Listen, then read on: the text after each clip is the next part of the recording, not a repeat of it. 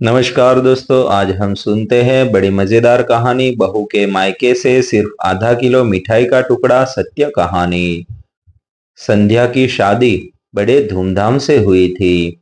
लड़का सरकारी नौकरी करता था और परिवार शहर में काफी इज्जतदार माना जाता था।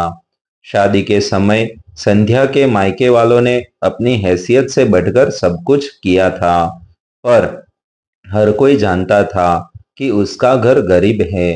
पिता रिक्शा चलाते हैं और माँ दूसरों के घर बर्तन मांजकर परिवार चलाती थी।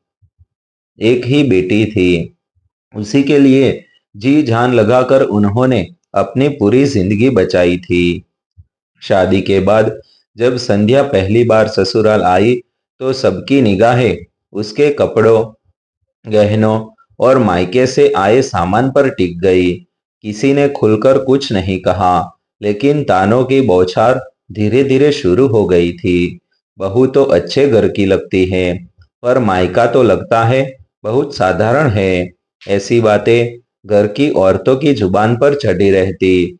संध्या चुपचाप सह लेती। उसे लगा शायद समय के साथ सब ठीक हो जाएगा। एक दिन संध्या की माँ बिटिया से मिलने आई। उनके हाथ में एक छोटा सा डिब्बा था।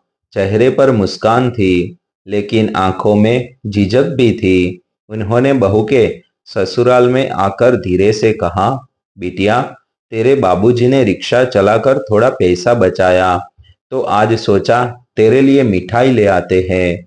बाजार से आधा किलो जलेबी लाए हैं।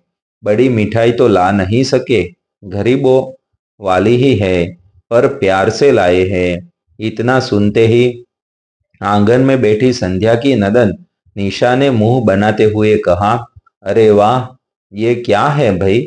आधा किलो जलेबी, वो भी ये ढाबे वाली? हमारे घर में तो हमेशा बड़े बड़े पैकेट आते हैं और बहू का मायका ला रहा है। गरीबों वाली मिठाई, हद है। जेठानी कविता भी पीछे न रही। सही कहा, हमारे रिश्तेदार देखेंगे तो क्या कहेंगे? बहू से मायके से सिर्फ आधा किलो मिठाई आई, ये तो हमारी इज्जत मिट्टी में मिलाने जैसा है। इतना सुनकर वहां मौजूद बाकी औरतें भी मुस्कुरा पड़ी। किसी ने कहा, देखो देखो, बड़े घर की बहू, और मायका देखो कैसा है। संध्या का चेहरा शर्म से झुक गया। माँ की मेहनत का मजाक उड़ता देख उसका दिल रो पड़ा। वह कुछ कह नहीं सकी। सब माँ का हाथ पकड़कर धीरे से बोली, माँ, आप क्यों लाई मिठाई? यहाँ लोग दिल नहीं, डिब्बे का वजन देखते हैं। मुझे बहुत शर्म आती है जब मेरी वजह से आपको ताने सुनने पड़ते हैं।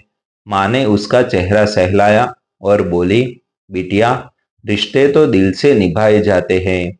ये मिठाई भले ही गरीबों वाली हो, पर इसमें तेरे बाबूजी की मेहनत का पसीना और मेरा आशीर्वाद है। हम बड़े लोग तो नहीं हैं, पर तेरा मायका हमेशा तेरे लिए प्यार से भरा रहेगा।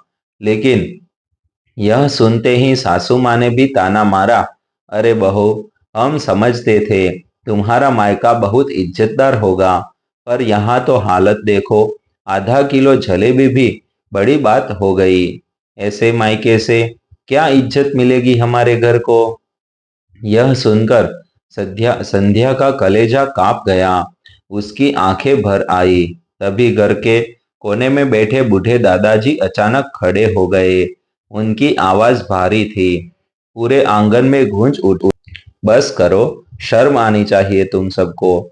मिठाई गरीबों वाली नहीं होती, मिठाई भावनाओं वाली होती है। ये आधा किलो जलेबी उस मेहनत का नतीजा है जो बहू के बाप ने पसीना बहाकर कमाए हैं। तुम लोग ब्रांड और पैकेट का नाम देखते हो, मैं उस मिठास को देखता हूँ जो रिश्ते निभाने से आती है। अभी चुप हो गए। दादाजी ने आगे कहा, तुम्हें लगता है इज्जत बड़े गिफ्ट से आती है? नहीं, इज्जत आती है भावनाओं को समझने से। अगर तुम बहू के मायके की मजाक उड़ाओगे तो कल को ये बहू भी तुम्हारा सम्मान नहीं करेगी। याद रखो, मायका बहू का सहारा होता है। उसे छोटा करके तुम बहू के दिल को तोड़ रहे हो। दादाजी ने मिठाई का डिब्बा उठाया और सबके सामने बांट दी। फिर बोले, आज से इस घर में गरीबों वाली मिठाई नहीं कहलाएगी, इसे हम प्यार वाली मिठाई कहेंगे, क्योंकि इसमें वो मिठास है जो बाजार के किसी बड़े पैकेट में भी नहीं मिल सकती। संध्या की आंखों में आंसू बह निकले। उसने माँ को गले से लगा लिया और बोली, माँ, अब मुझे शर्म नहीं आएगी। आपका हर तोहफा मेरे लिए सबसे अनमोल होगा। उस दिन के बाद से घर में किसी ने कभी मायके की गरीबी का मजाक नहीं उड़ाया, बल्कि जब भी संध्या के मायके से कुछ आता, दादाजी जोर से कहते, देखो, प्यार वाली मिठाई आई है। और पूरा घर इस मिठाई को मुस्कान के साथ खाता।